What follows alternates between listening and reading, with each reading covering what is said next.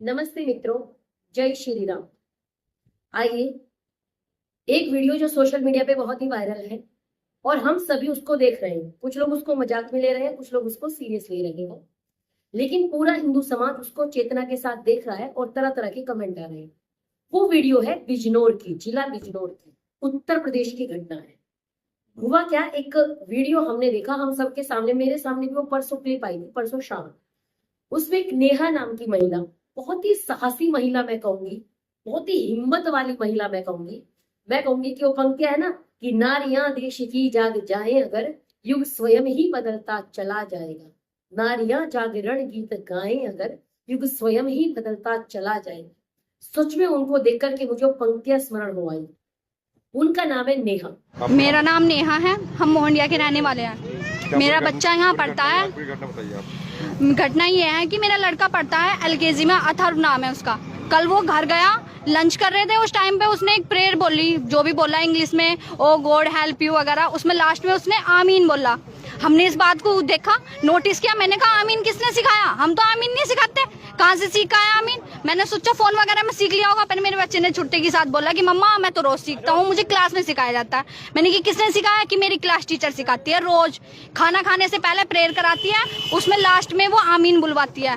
फिर मैंने class teacher को फोन किया, मैंने कि आमीन क्यों सिखाते हो आप? तो टीचर बोलने लगी, वो थोड़ा असमझ होगी, थोड़ा डर सी गई, तो उसने बोला कि नहीं नहीं मैम, अभी 2-4 दिन से नहीं करा रही हूँ, पहले कराती थी। फिर मैंने इस बात का ऑब्जेक्शन उठाया, पहले भी क्यों कराया हमारे बच्चे को? हमें हिंदू, हमें आमीन नहीं बोलने के, क्यों बुलाया मेरे बच्चे से आमीन? तो वो बोलने लगी कि चलो आपको प्रॉब्लम है तो मैं आपके बच्चे से नहीं बुलवाऊंगी। यार मैंने कहा बाकी के जो हिंदू है उनसे क्यों बुलवा रहे हो आप? किसी भी हिंदू से नहीं बुलवाना।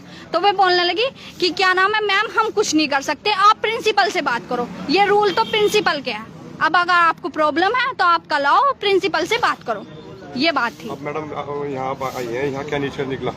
यही निकला, प्रिंसिपल ने तो साफ साफ बोल दिया कि मैं तो नहीं जानता, मेरे टीचर्स क्या कर रहे हैं मुझे पता भी नहीं है, मैंने नहीं ये सब बोलने को कहा, ना मेरे उसमें है, रूल्स में है, ना ही प्रेयर में है। पर बात ये है कि टीचर्स क्यों सिखा रहे हैं जब प्रिंसिपल ने नहीं बोला? ये बात सारी ये प्रॉपर ये है कि ये ऊपर से ही बुलवाया जा रहा है बच्चों को। टीचर्स की इसमें कोई गलती नहीं है, उन पे प्रेशर दिया जा रहा है, तभी जाके वो टीचर्स ये सब बुलवा रही है। बच्चे क्या उम्र होगी आपकी? वो 6 इयर्स का है, 6 साल का, एलकेजी में है, अथर्व नाम है। उसके पूरी याद है क्या? कोई हमें बताइए। हाँ जी, वो पूरी याद रखता है, माइंड का तेज है। मैं हर चीज सिखाती हूँ उसे। मैंने यही सिखा रखा है, सुबह को बेटा स्कूल जाना है, गुड मॉर्निंग बाद में बोलना है, पहले राधे राधे या जय श्री राम बोलना है, जब जाके गुड मॉर्निंग बोलना है। उनका बेटा पढ़ता है एलकेजी में, जिसका नाम है अथर्व। कितना प्यारा नाम। हमारे देश में 4 वेद है, ऋग्वेद, यजुर्वेद, सामवेद, अथर्ववेद। थर्वगत धातु से बनता है। उस बच्चे का नाम है अथर्व। कितना प्यारा नाम।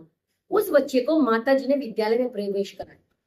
किसी भी देश का भविष्य जो टिका होता है वो आज के बच्चों पे, आज के नौनिहालों पे, क्योंकि कल को है ना, हम कलियां हैं फूल बनेंगे, तो उन बच्चों पे टिका होता है। इसीलिए हमेशा जब भी बच्चों के लिए संबोधन किया जाता है तो हमेशा कहा जाता है देश के भावी कर्णधार छोटे छोटे बच्चों, यही कहा जाता है। लेकिन उन माता जी का बच्चा एलकेजी में पढ़ता है और वो बच्चा जिस स्कूल में पढ़ता है, देखिए वो कितनी जागरूक माता है। वरना आजकल तो हमें इंस्टाग्राम से फुर्सत नहीं है, आज तो हमको रील्स बनाने से फुर्सत नहीं है, आज तो हमको टाइम ही नहीं है कि मेरा बच्चा क्या पढ़ता है, कहाँ जाता है, क्या करता है। वो कहती है मेरा बच्चा एलकेजी में पढ़ता है। और मेरा बच्चा, एक दिन मैंने लंच दिया, मतलब दोपहर का भोजन उसने किया, और भोजन करने के बाद उसने कोई प्रेयर की, और प्रेयर के बाद वो बोलता है आमीन। तो उन्होंने तुरंत टोका। वो कहती है मैंने तो कभी इसको आमीन सिखाया नहीं। मैंने इसको पूछा आमीन किसने सिखाया? मुझे लगा फोन में सीख लिया होगा, क्योंकि आजकल बच्चे फोन चलाते हैं तो फोन में बहुत सारी चीजें ऐसे सीख जाते हैं जो हमें पता नहीं होता। उन्होंने कहा फोन में सीखा। उसने कहा नहीं नहीं मम्मी, मैं तो रोज बोलता हूँ। कि कहाँ से सीखा? कि मैडम ने सिखाया।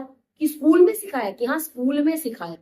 तो उन्होंने संपर्क किया और उसकी मैडम से बोला कि आपने इस बच्चे को ये क्यों सिखाया, क्यों बुलवाया आपने इसको आमीन? हम तो हिंदू हैं, हम तो सनातनी हैं, आप मेरे बच्चे से आमीन क्यों बुलवाओगे?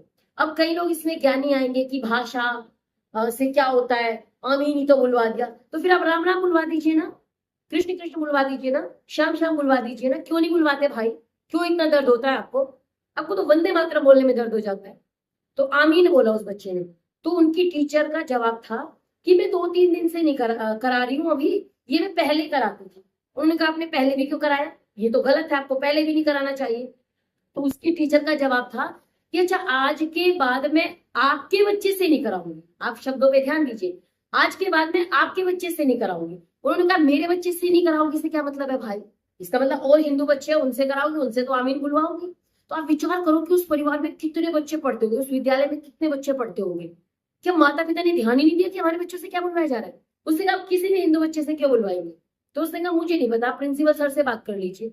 और वो प्रिंसिपल सर के पास गई तो प्रिंसिपल सर ने कहा मुझे नहीं पता मेरे विद्यालय में ये क्या हो रहा है, क्या सिखाया जा रहा है।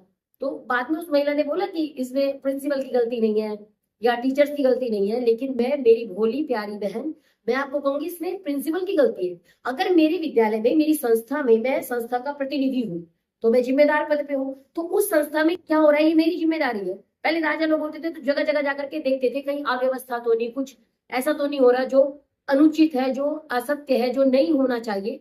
क्या प्रिंसिपल की जिम्मेदारी नहीं है। विद्यालय में कल को किसी बच्चे के साथ भगवान न करे कोई अनहोनी हो जाए तो प्रिंसिपल तो कह देंगे मुझे तो पता ही नहीं मेरे विद्यालय में क्या हो रहा है। भाई आपको पता नहीं चल रहा आपके विद्यालय में क्या हो रहा है। अब कई लोगों ने, मैंने वो वीडियो पोस्ट किया तो कई लोगों ने कमेंट्स किए भाई अगर आप इतने जागरूक हो अपने बच्चों को गुरुकुल में पढ़ाना चाहिए। फिर एक कोई अब्दुल करके कमेंट था, उसने बोला कि अगर आपको इतना ही है तो किसी हिंदू स्कूल में पढ़ाओ, उनका ये कमेंट था। तो मैं सबसे कहना चाहूंगी, पहले तो मैं जवाब दूंगी जिन्होंने कहा गुरुकुल में पढ़ाओ। अब मैं एक को लिख के जवाब देती तो संभव नहीं था, इसलिए मैंने वीडियो बनाई। आपने कहा गुरुकुल में भेज दीजिए, बहुत अच्छी बात है। हमारे यहाँ गुरुकुल ये शिक्षा होती थी। हमारे यहाँ चाहे वो मर्यादा पुरुषोत्तम श्री राम हो और चाहे वो योगीराज कृष्ण हो, उनको भी आश्रमों में जाना पड़ा है और वहीं पे जाकर के विद्या ग्रहण करनी पड़ी है। हम सभी जानते हैं कि उन्होंने आश्रम में जाकर के विद्या ग्रहण की। हमारे यहाँ त्याग पूर्वक विद्या ग्रहण होती थी, तपस्या करते थे तब विद्या प्राप्ति होती थी।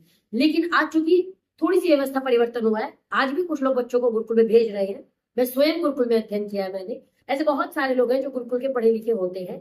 लेकिन क्या सब माता पिता अपने बच्चों को गुरुकुल में भेज देंगे? और अगर गुरुकुल में भेज देंगे तो क्या कॉन्वेंट स्कूलों में या नॉर्मल स्कूलों में क्या आमीन सिखाया जाएगा? कल को तो कई स्कूल ऐसे थे जो शुक्रवार को बंद होने लगे थे। ऐसे कई स्कूल थे झारखंड के, छत्तीसगढ़ के कुछ ऐसे स्कूल थे। कहीं पे ऐसा था कि संडे की छुट्टी बंद कर दिया और शुक्रवार को अवकाश होने लगा है। तो ऐसे कई स्कूल थे। तो भाई गुरुकुल भेजे ना भेजे वो हमारी मर्जी और हमको भेजना भी चाहिए। अगर हम नहीं भी भेज रहे ना तो भी स्कूलों में हम आमीन नहीं सिखाओगे। टैक्स के पैसे से विद्यालय चलता है ना। भारत सरकार को मतलब हम सभी टैक्स दे रहे हैं तब हमारे विद्यालय चल रहे हैं। तो हमारे विद्यालय में किसी मजहब विशेष की पढ़ाई तो नहीं होगी, स्वाभाविक है। छोटे छोटे कोमल बच्चे, एलकेजी के बच्चे, यूकेजी के बच्चे, आज आप उनको सिखा दोगे वो वही सीख जाएंगे, उनको कौन बताएगा। दूसरा, पहली बात तो ये कि गुरुकुल ना भी हो तो भी आप अपने मजहब की शिक्षा नहीं देंगे। मजहब की शिक्षा देनी है तो मदरसों में दीजिए, विद्यालय में नहीं देंगे, पहली बात। दूसरी बात, अब्दुल ने कहा कि आपको हिंदू स्कूल में भेजना चाहिए। हिंदू स्कूल क्या होता है भाई अब्दुल? हिंदू स्कूल क्या है? ये हिंदू स्कूल ही तो है। अगर हमारे टैक्स के पैसे से चल रहा है ये हिंदू स्कूल है। कल को तुम्हारा एक टीचर है कि उसमें आमीन सिखाने लगेगा, हम क्यों, हमारा बच्चा क्यों बोलेगा आमीन? हम तो नहीं बोलते आमीन। उन्होंने बहुत सही कहा। उन्होंने कहा मैंने अपने बच्चे को सिखा रखा है जय श्री राम बोले, जय सिया राम बोले। अरे भैया हमारा बच्चा जय श्री राम बोले। हमारा कुछ भी काम होता है कठिन सा, जब हम कर लेते हैं तो हम बोलते हैं जय श्री राम, हो गया काम। हम ऐसे बोलते हैं ना, क्योंकि श्री राम योद्धा होने के प्रतीक है, श्री राम बहादुरी के प्रतीक है, श्री राम साहस के प्रतीक है, श्री राम ताकत के प्रतीक है, श्री राम अधर्म पर धर्म की विजय के प्रतीक है। लेकिन आमीन किसका प्रतीक है भाई? कृपया स्पष्ट कीजिए।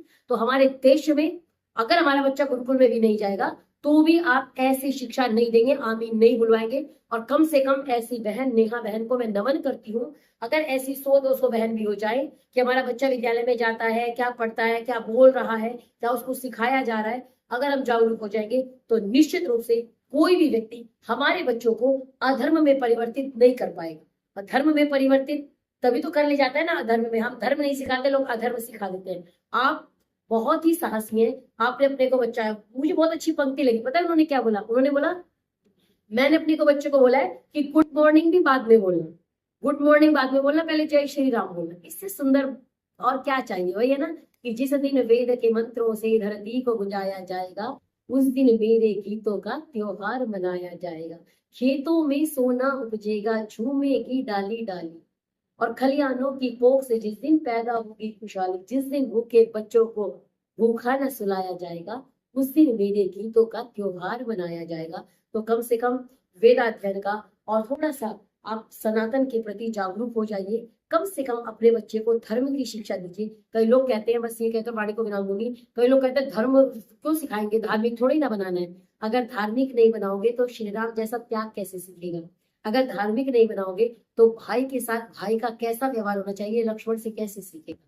तो अपने बच्चों को अगर धार्मिक बनाएंगे तो हमारे परिवार का वातावरण बहुत ही अच्छा रहेगा, बहुत ही आनंददायक रहेगा, और हमको वही घर स्वर्ग लगने लगेगा जहाँ पे ऐसा वातावरण होगा। ऐसी जागरूक बहन, हम सभी को ऐसा जागरूक होना चाहिए। ऐसी जागरूक बहन को मेरा नमन है, और मैं सबसे यही निवेदन करूंगी कि कृपया अपने छोटे छोटे नौनिहालों को, जिनको देश का भावी कर्णधार बनना है, उनका ध्यान रखिए। वो छोटे बच्चे हैं, जो आज उनको सिखा दिया जाएगा वो हमेशा के लिए सीख जाएंगे। तो ऐसे बच्चों को अच्छी शिक्षा दें, ये हम सभी का दायित्व है।